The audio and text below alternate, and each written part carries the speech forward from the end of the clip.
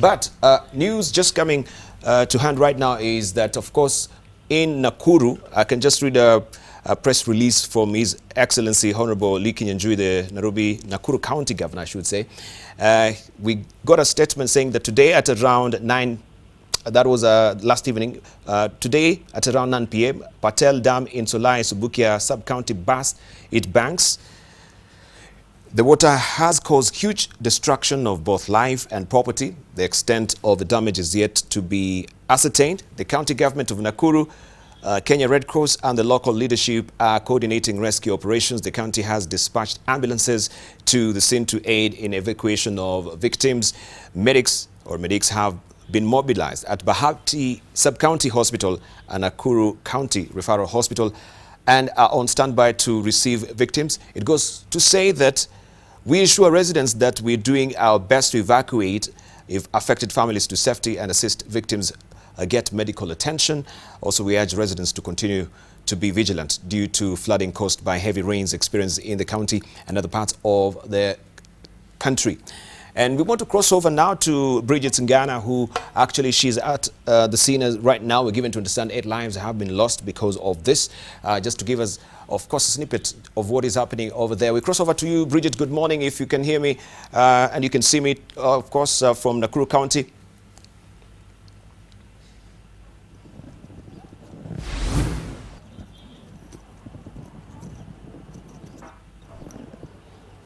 Well, Dibal, it's actually early morning after the dam collapsed last night, and we are at the scene of where the waters of this dam swept across the residential area, where some houses were up, some churches, some establishments in the sense of schools, in the sense of homes were just being set up. And these are stone houses, but right now it looks like it's rather a bare stretch of land, and uphill or up the hill is where the waters of this dam came in. And this incident, it is reported, occurred at around 7:30, between 7:30 and 8 p.m. last night, and the news actually broke from around 10:30 going on towards 11 and midnight. By that time, there were reports on the ground that people had passed on, but by this about at least 10 people are feared dead.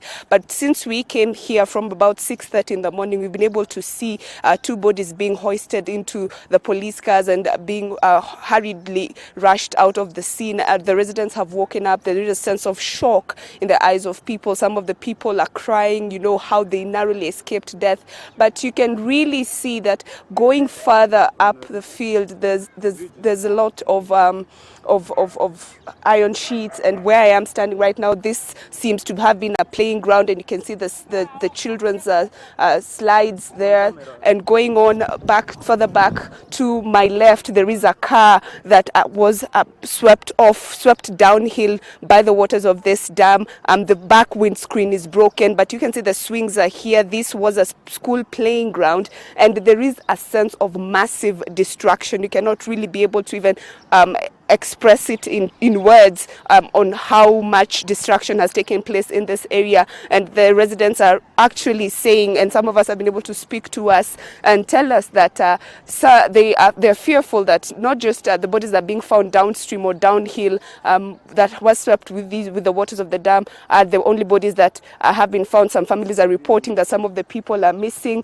and you can really see the sense of the destruction. These are stone buildings that were standing. You can see the roofs are now on the ground. There is a bed on the camera, like you can see there's a bed that was someone's house there, but now it's down to its foundation. And there is a lot of concern here from the residents. It's something they never expected would have happened.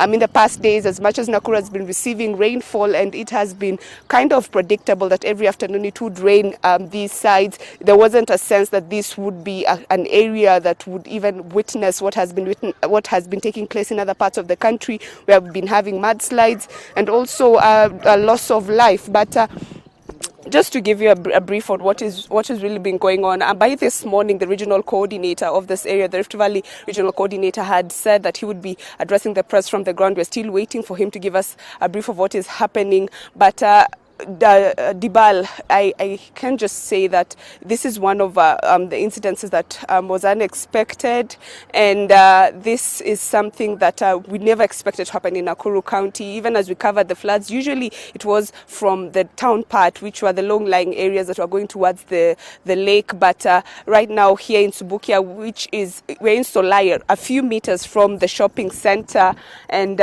this is a place that there was really little expectation of anything to take place. We also understand that the Interior Cabinet Secretary Fred Matiang'i is also expected to be here. The governor of Nakuru County was on the ground as of last night, and he did issue a statement on his social media pages saying that they've already set up a desk where those people who are missing their kin could be able to report, and the Kenya Red Cross officials are also on the ground. There's also National Youth Service servicemen and women who are also helping, because the roads from this area are really muddy. There is a lot of mud coming through, and maybe we could try and maybe get a grab and rather grab one of the people here within the vicinity and try and have an interview with them to give us an account of what is happening. But in the meantime, as I was saying, that the governor had also said that the county is also setting up an emergency kitty towards trying to help those families that were affected by this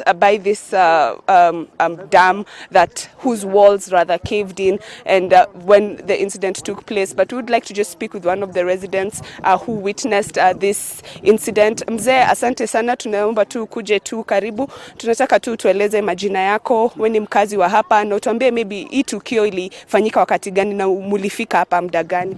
Okay, naam, mimi naitwa Moses kama Ukimani. Mimi ni mwalimu shule ya Jamhuri Primary School, na haswa mimi siishi hapa, ijapo nina marafiki. Naishi sente nyingine ambayo kutoka hapa ni kama kilomita 2 na Kamkunji, na nilipata habari jana usiku, nilikuwa naelekea kulala. Na kwa hakika baadhi ya wale wanaishi hapa ni wazazi wa shule yangu, wanafunzi wetu ambao niko nao hapa pamoja, na ni jambo la kutamausha sana kuona vile ambavyo kumefanyika. Sijui nieleze nini, sijui niseme nini, kwa maana hata mimi mwenyewe nimeshtuka, nimefadhaika kidogo.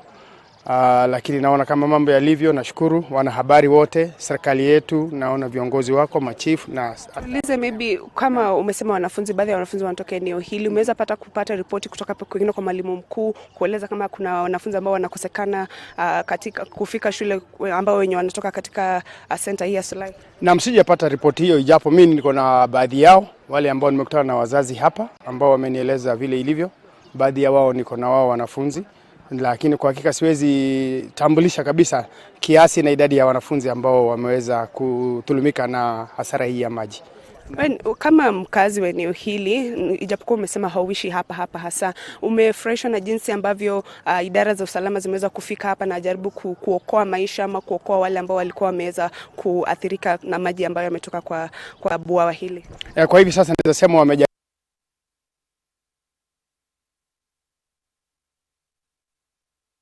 wameweza kupelekwa hospitalini, na hata asubuhi mapema sana alfajiri walikuwa hapa, na wanaendelea mpaka hivi sasa kusaidiana na wakazi pamoja na wale wengine washikadau ambao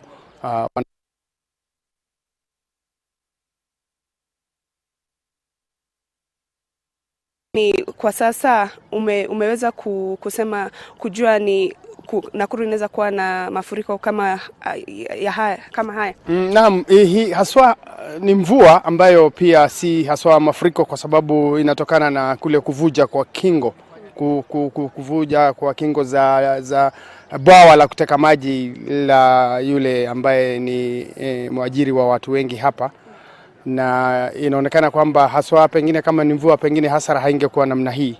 Naam. So, Dibal, we can say that that's just a witness account on what really happened as of yesterday. There is a sense that some people are still missing from the destruction that was caused by the waters of this dam. They say that this dam was is owned by somebody who has employed a lot of people. It's a private dam, but many people are also benefiting from this dam, and it's unfortunate that it has caused such destruction, and this can be attributed to the downpour that has been going on in some of these areas. But we will be here on the ground trying to get a sense of really what is happening, the statistics behind the people who are missing, the efforts towards recovery and evacuation of those people who are being affected in this area, and I'll be on the ground to give you updates as soon as we get them.